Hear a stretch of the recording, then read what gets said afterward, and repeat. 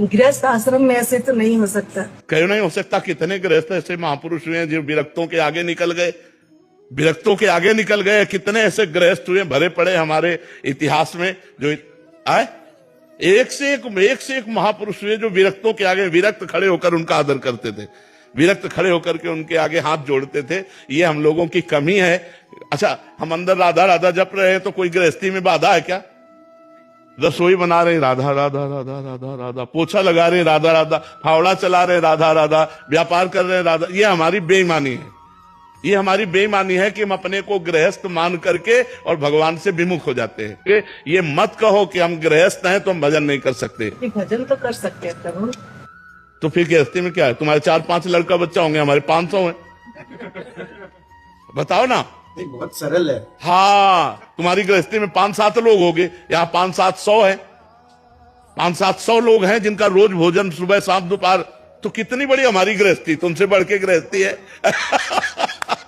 लेकिन भजन, सब भजन परायण है, सब भगवान के भजन परायण, कोई चिंता शोक से ग्रसित नहीं है। इसलिए नाम जप को, भगवान के आश्रय को, भगवान की भक्ति को हर जगह किया जा सकता है, चाहे आप व्यापारी हो, चाहे नौकरी पेशा वाले हो, चाहे जब युद्ध में भजन हो सकता है।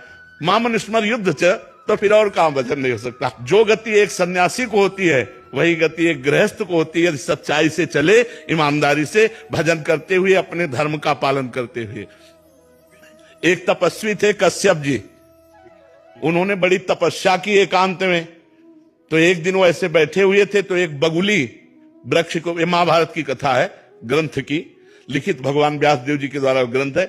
ऊपर वो बगुली ऐसे हग दी तो ऐसे देखे वो भस्म होके गिर गई, आग लग गई बगुली में, क्योंकि वो क्रोध से देखे ना, उनको लगा हम बहुत सिद्ध हो गए। अब वो एक घर में गए, गृहस्थी के घर में, और भिक्षाम दे। तो नौबधू निकली, उसने कहा महाराज कुछ मिनट ठहरिए, मैं अभी भोग प्रसाद कुछ आपको लाती हूं। इधर से वो गई तो दूसरे दरवाजे से उसका पति आ गया, और वो पातिव्रत धर्म का पालन करने वाली देवी थी। उसने तुरंत अपने पति को आसन दिया, बैठाला, कुछ खवाया पियाया और कहा आपके दरवाजे पर अतिथि खड़ा है बहुत देर से, आपकी आज्ञा हो तो भिक्षा दे आए। उनका हाँ हाँ। और वो भिक्षा लेके गए तो बहुत गर्म हो गए। उनका इतनी लेट कैसे हो गई? तो उनका भगवान हमारे पति आए थे, तो महात्मा का कोई आदर नहीं। तो उनका तुम हमको वृक्ष की बगुली मत समझना कि तुम्हारी दृष्टि से हम भस्म हो जाए। अब ये घटना केवल वही जानते थे, दूसरा कोई जानता नहीं था। अब उनके होश उड़ गए। तो उनका देवी आप ये कैसे जान गई? तो उनका तुम्हारी तपस्या को जब से तुम घर से निकले हो तब से आज तक को मैं देख रही हूं।